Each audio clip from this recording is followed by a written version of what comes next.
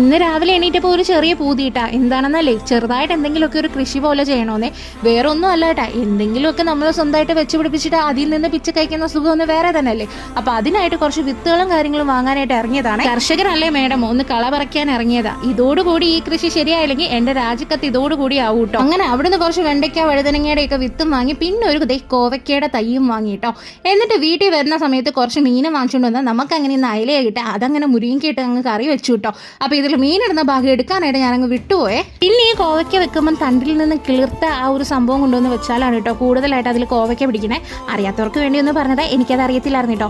എന്തായാലും വെയിലൊക്കെ കൊണ്ട് ആകെ ക്ഷീണിച്ചു പോയി. മീൻകറിയും വെച്ച് ഞാൻ കുറച്ച് വെള്ളം കുടിച്ചങ്ങ് ഇരുന്ന് പോയി കേട്ടോ. പിന്നെ ഒരംഗത്തിനുള്ളതൊക്കെ ജോൺ ഹോണയുടെ പെട്ടിയിൽ ഇനിയും ബാക്കിയുള്ളതുകൊണ്ട് തോരനുള്ളത് പെട്ടെന്ന് അങ്ങ് ആയി കേട്ടോ. ഞാൻ നേരത്തെ പറഞ്ഞിട്ടില്ലേ തോരനുള്ളതൊക്കെ ഞാൻ അരിഞ്ഞു വെക്കുന്നു.